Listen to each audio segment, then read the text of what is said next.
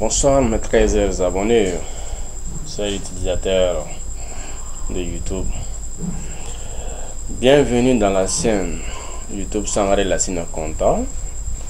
Aujourd'hui, nous allons voir comment comptabiliser la paie de manière détaillée et selon le plan comptable scolaire révisé. Donc, le but de ce tutoriel d'aujourd'hui, c'est la comptabilisation de la paie. Donc voilà un livre de paie que j'ai fait avec le logiciel SigePaie. On revient dans notre logiciel. Ok, le salaire, on va comptabiliser dans le journal OD. On va faire la prise en charge dans le journal OD. Donc, alors, je viens dans traitement, journaux de saisie. Soit je peux me cliquer sur menu ici, fenêtre, et je prends aussi barre verticale. J'affiche maintenant les barres verticales et je prends directement journaux de saisie. Donc, ça va afficher les différents journaux. Alors, je vais voir c'est la paie de quel mois. Je regarde mon livre de paie. Alors ici c'est la période du premier 4 mois au 34 mois. Donc c'est le journal OD du mois d'avril. Donc je vais ouvrir le journal OD du mois d'avril. Le journal OD du mois d'avril. Voilà, ce journal est là. Ok. Maintenant, avant de commencer directement la comptabilisation, je vérifie également est-ce que j'ai créé maintenant les salariés. Donc, je vérifie dans Plancher.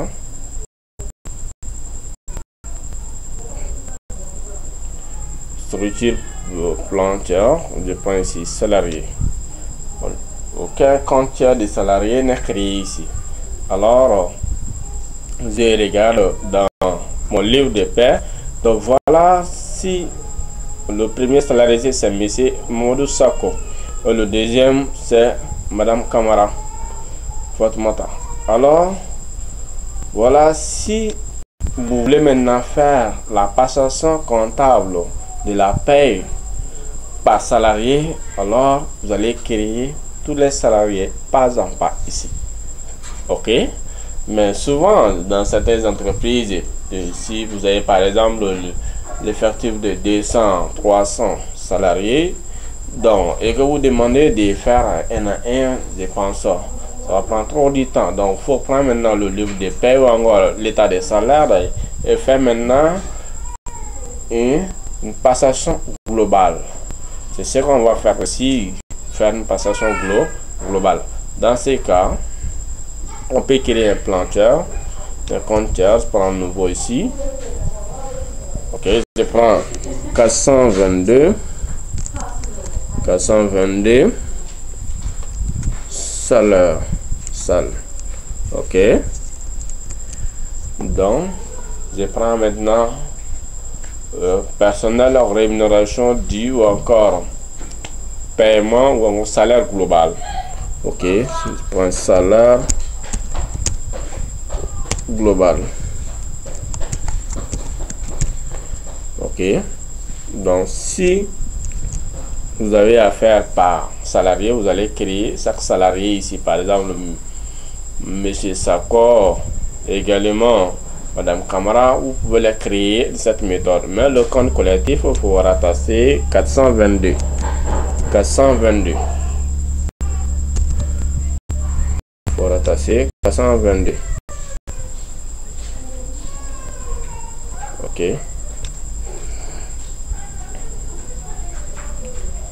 c'est bon. Donc on va pas créer les salariés un à un ici parce que nous allons faire le paiement global. Ok, on prend le 30, la date, on tabule. Il n'y a pas de numéro de facture jusqu'au niveau des comptes généraux. Je vais agrandir jusqu'au niveau des comptes généraux. Donc je prends le compte 6611. Ok, 66 11. Ok. Bon, je peux directement ajouter l'intitulé des comptes ici. Ok. Le montant. Maintenant, pour déterminer le montant, je ne vais pas directement donner le montant brut. Le brut total à payer, voilà ici, c'est 1 264 825. Ok. Mais il faut noter que sur la composition des bruts, dans le plan comptable, nous avons un compte qui détermine les indemnités. Nous avons également un compte qui détermine aussi les primes. Dans le plan comptable, il y a le compte indemnité de logement. Donc, on va d'abord prendre ces montants total moins les indemnités de logement qui est indiqué dans le plan comptable ici, c'est 100 000 moins les indemnités de logement. Il y a également le compte d'indemnité de transport qui est précisé. Donc, moins également le montant total des indemnités de transport. Ok. Donc, aussi, les autres indemnités qui ne sont pas indiquées, on a un compte qui nous permet de déterminer aussi les autres indemnités qu'on appelle le compte 6638. Dans tous les autres indemnités aussi, on va aussi faire déduire, c'est-à-dire les indemnités de loi, indemnité spéciale 1991, les indemnités loi 73, indemnité de cherté de vie 74, les indemnités de responsabilité ainsi que les indemnités de caisse. Donc, c'est dans notre cas ici, on va faire la soustraction de ces différents éléments. Ok. Donc, si vous prenez les machines, vous prenez les 1 264 825 moins les indemnités de logement 100 000 moins également 105 000 les indemnités de transport. Donc, si vous faites la somme des autres indemnités, c'est-à-dire 91, 73 indemnités de caisse, plus aussi la responsabilité, donc cela va donner 168 000. Donc, vous allez faire moins 168 000 aussi, moins également les primes. C'est après les indemnités, on va faire la déduction des primes aussi. Ok. Moins les primes, ça va nous donner, bon, on a qu'une seule rubrique de primes ici, qui est la prime d'ancienneté. C'est là qui fait 3819. Donc, moins 3819. Et quand on prend les indemnités, les primes, on déduit, ça reste également les avantages en nature qu'on doit aussi les déduire. Donc là, les avantages en nature aussi, le total des avantages en nature, c'est 350 000. Donc, moins également 350 000. Et cela va nous donner un résultat qui est 538 600. 538 600. Alors, on va prendre ça dans notre comptabilité ici. 538 600. 38 006 006. Alors, c'est pour les deux salariés. Donc, pour déterminer ce montant, c'est là très simple. Vous prenez le montant brut, moins les indemnités et moins également les primes et moins aussi les avantages en nature. Donc, vous allez voir, souvent, ça va rester généralement le salaire de base, les heures supplémentaires et notre sursalaire. Ça va rester également ces trois catégories de rubriques: salaire de base, sursalaire et les heures supplémentaires. Ok. Donc, après ce compte, on va appliquer 6631 indemnité de logement. 6631 indemnité de logement dans le plan comptable. Le montant c'est 100 000. Vous pouvez vérifier le montant de l'indemnité de logement, c'est 100 000 ici. Ok.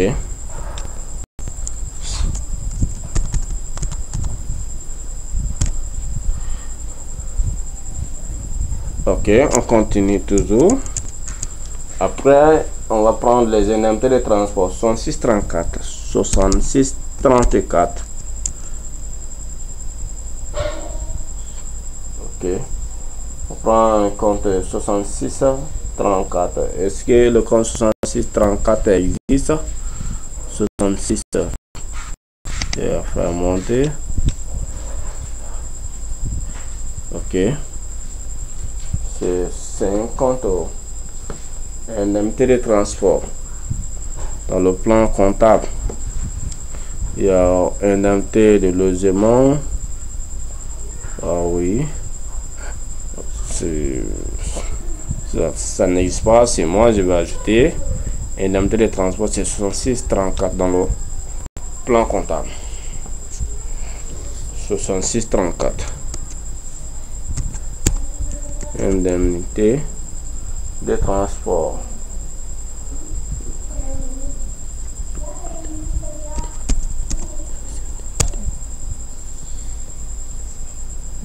De transport.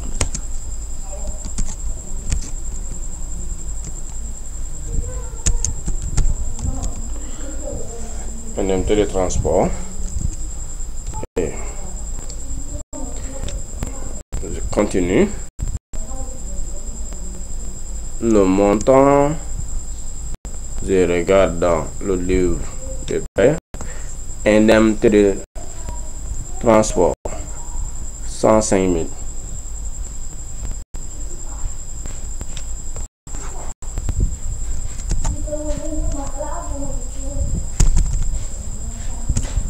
Après l'indemnité de transport, je vais prendre les autres indemnités. C'est dans mon livre de paie, c'est des indemnités qui sont, leur compte est précisé dans le plan comptable directement. Maintenant, les autres indemnités telles que indemnité spéciale 91 ou loi 113, indemnité de sûreté de vie, indemnité de caisse, etc. Ce sont ceux qui n'ont pas précisé dans le plan comptable. Alors, je prends le compte directement. Les autres indemnités 66,38. 66,38.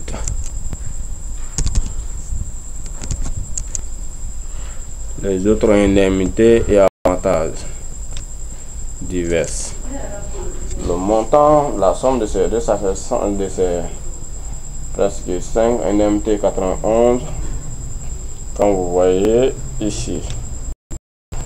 Dans indemnité 91, le total c'est 11 500 plus 2000 francs plus indemnité de cherté de vue 4500 plus également les indemnités de responsabilité qui fait 90 000 plus également indemnité de caisse qui fait 60 000. Donc la somme ça fait 168 000. 168 000.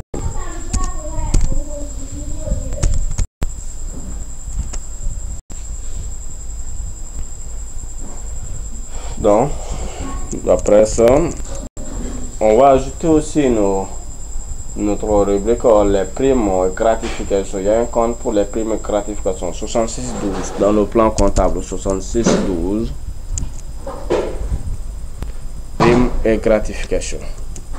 Donc on regarde, c'est bon. Ici on a une seule prime ici qui est prime d'ancienneté et voilà c'est 3819. 3819. 3819. Donc après on va maintenant prendre INPS. Ok, INPS et un mot mais de la part patronale. Ok, donc 66 41 66,41. Charge sociale, ok, sur la rémunération. Bon, ici, je peux directement mettre ici INPS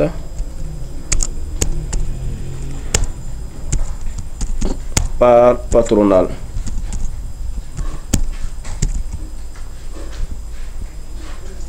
Ok, INPS par patronal.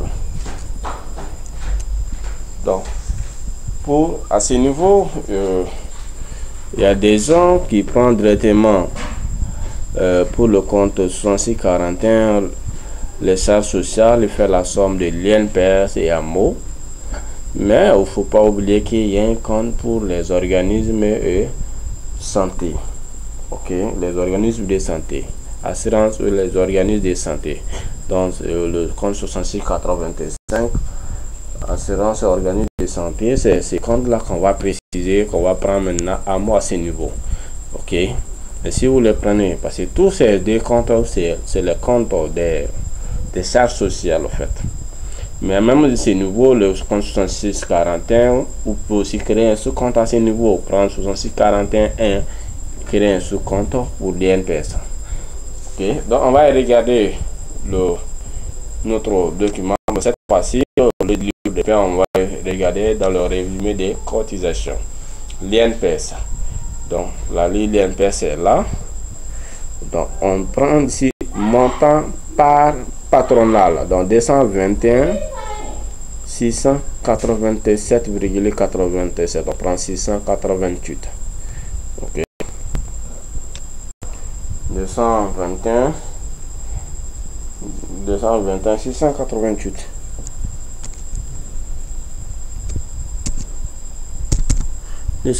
688.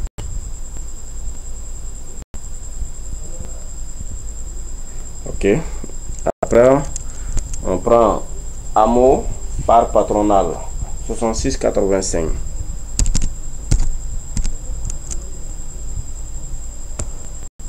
Je prends ici AMO. Ok, je regarde aussi dans le résumé de cotisation tiré dans le logiciel CHP. AMO par patronal. Voilà ici. 42 168,89. Ok. Donc on va prendre 42 169. On va arrondir 42 169. 42 169. Tout ça, c'est au début. Ok. Donc après, on va ajouter les contributions forfaitaires et la taxe de logement. Donc contribution forfaitaire et taxe de logement, ce sont les impôts. Donc on va utiliser le compte 64 131. Ok. C'est le compte 64 et regardez 64 13. Ça c'est un compte ici pour les impôts. Le compte 64, c'est un compte pour les impôts. 64, oui, 64 13. Bon, on va créer ces sous-comptes. Si on prend 60, parce que 641 c'est dans le plan comptable, ça c'est les impôts et taxes. Donc on prend 641 3 1, on va personnaliser. Ok, donc on va personnaliser. Ça sera maintenant CFE,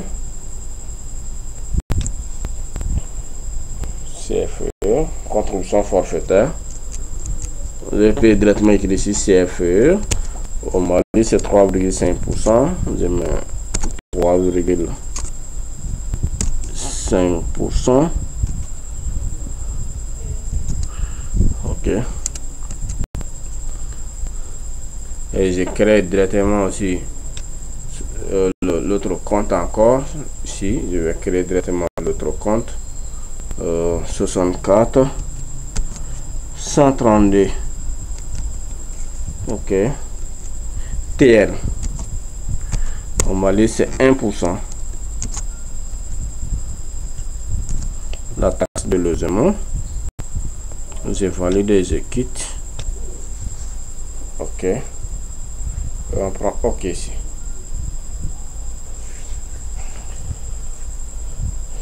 On prend OK. On continue. Donc, je mets ici. Le hameau par patronal. Je prends ici TL. Je peux prendre directement ici le CFE plutôt, sur le CFE. OK. Le montant de CFE, je regarde ici CFE, c'est 44 268,89. OK. Donc on prend 44 269.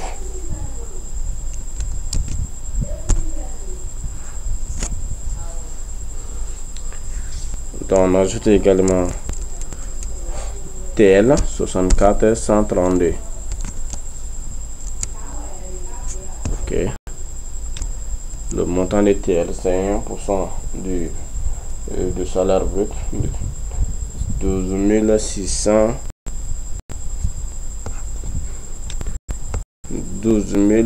648,25. On va prendre 12 648.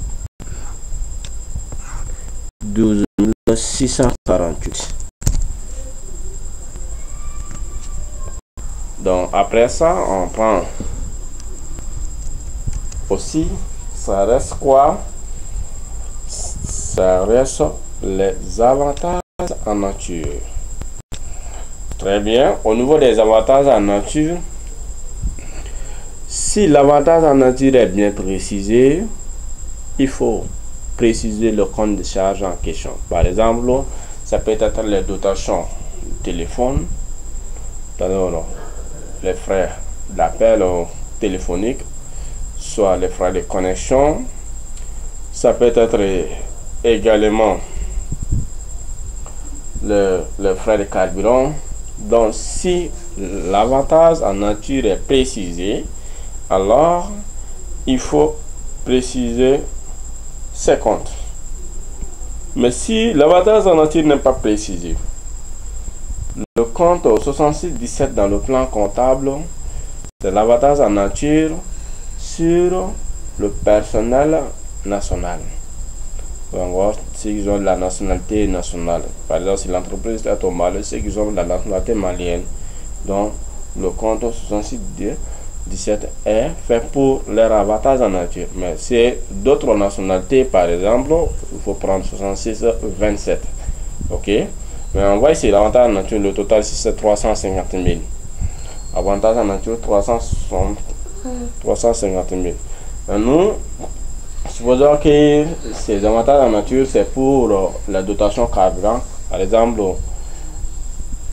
carburant, 60% c'est pour carburant et 40% c'est pour les frais de télécommunication. Donc supposons nous allons espérer comme ça. Les 50 frais de télécommunication, ce sera appel téléphonique et la connexion. Donc dans ces cas, si cela est précisé, lors de l'enregistrement, au lieu de prendre les comptes 6617, donc vous allez préciser les comptes des avantages proprement dits. OK? Donc on va prendre les avantages proprement dits. On prend ici 600 pour les carburants, les dotations carburant. Donc ça c'est 6053. Donc mais on peut créer le sous-compte 6053 1.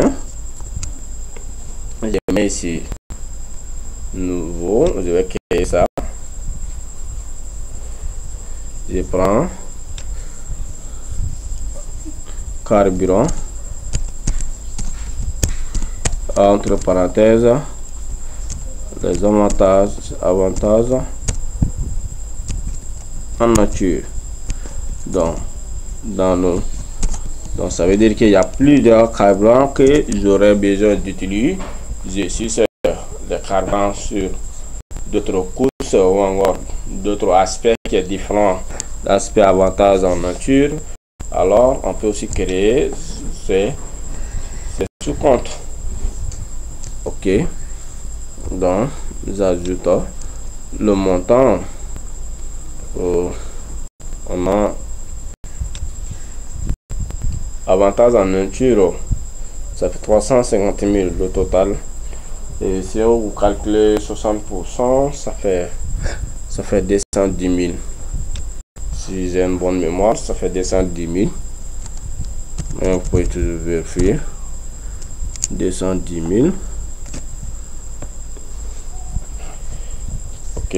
Et on va ajouter maintenant les dotations téléphoniques. Le reste, ça fait 140 000 pour compléter à 350 000. Alors, on va prendre directement les autres frais de télécommunication, parce que quand on prenait 670,81, ça c'est frais de télécommunication, précisément téléphone. Mais ce n'est pas appel téléphonique seulement, ici il y a aussi la connexion, donc on prend directement autres frais de télécommunication. Et si à ce niveau on peut aussi créer aussi des sous-comptes. On va ajouter maintenant 72,88,1. On va créer un sous-compte pour préciser que ici c'est les avantages en nature. Alors, je mets ici autre frais de télécommunication, frais de tel, après ça je mets les avantages en nature. Ok.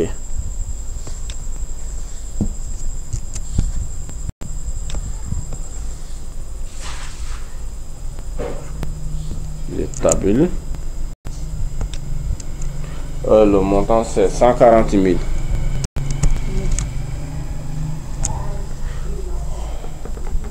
Alors voilà, maintenant regardez les 1 585 599. Donc quand vous regardez votre livre de paie, vous allez voir le coût total en bas. Vous voyez ici le coût total 1 585 599. Alors ça c'est le côté débit qu'on a fait. Donc c'est le côté débit qui est vraiment détaillé. Mais le côté crédit ou encore le côté les montants à régler, cela n'est pas aussi détaillé que ça. On verra tout de suite. Donc on prend maintenant le compte 422. Ok. Donc voilà, ici on prend directement salaire global, continue. Donc c'est ça maintenant le salaire net. Salaire net à payer. Ok. Donc le montant salaire net à payer. Donc vous regardez ici, je pense que c'est 1 million, 650 000 et 350 000. 1 million.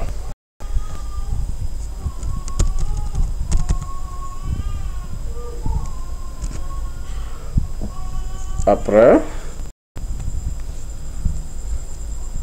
1 million.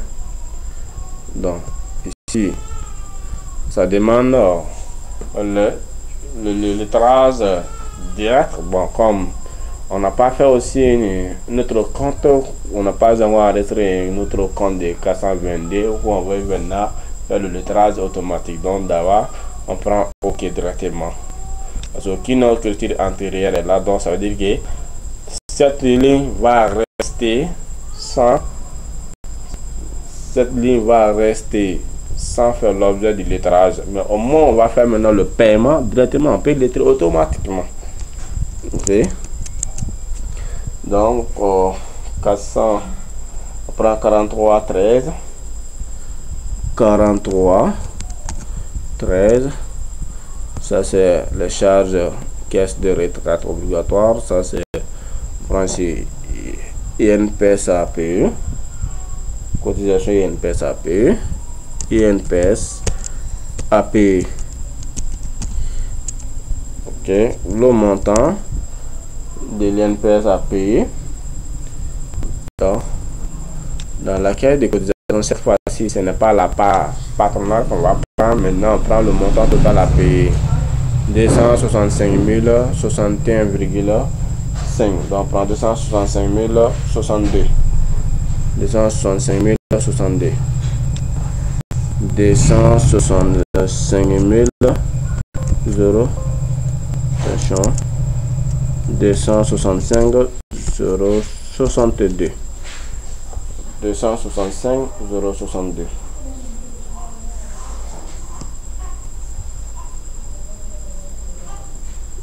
Ok. Donc après on ajoute aussi 43,33 pour les hameaux.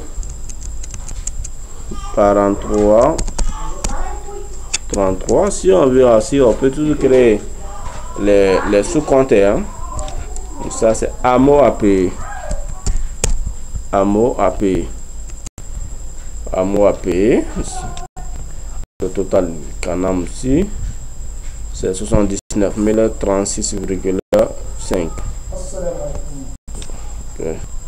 79 036,5. Alors, on prend ça. 79 036. 79 036. Et on ajoute également aussi pour l'ITS à payer, on va ajouter l'ITS à payer. On prend 44,72. Mais là-bas, c'est les impôts. On va créer maintenant les comptes, les sous-comptes. On prend 44,72. C'est là ici dans le plan comptable. Mais je vais ajouter un pour personnaliser. Je vais créer là-bas aussi le compte ITS. Je prends ici nouveau. Je mets ça ici. ITS. Et je prends directement encore nouveau. Je vais directement créer ici CFE et ITL. Ok. Là-bas, je prends que 44 sur 722. 44 722 CFE. Ça, c'est le compte des impôts. Je crée encore 44 723. Ok. TL. Ok. Je ferme ça. Ici, je prends OK. Je continue. Donc, ça sera maintenant ITS à payer. Le montant de l'ITS à payer. Je regarde. Ici.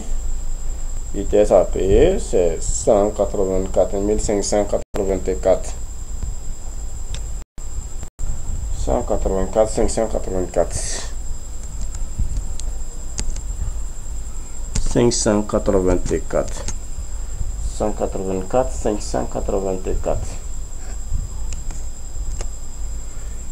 Et ça va nous rester après ITS, CFE et TL. Ça va nous rester CFE et TL.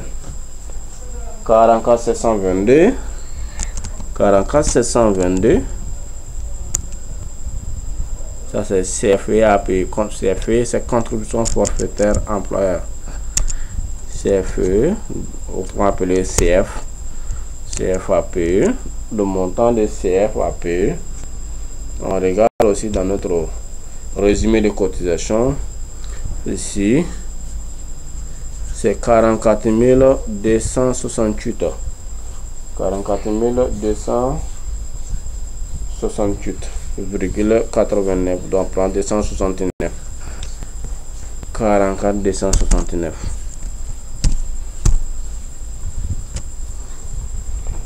Et enfin, ça va nous rester automatiquement le montant de TL aussi. Son compte c'est 44 723 TL à payer.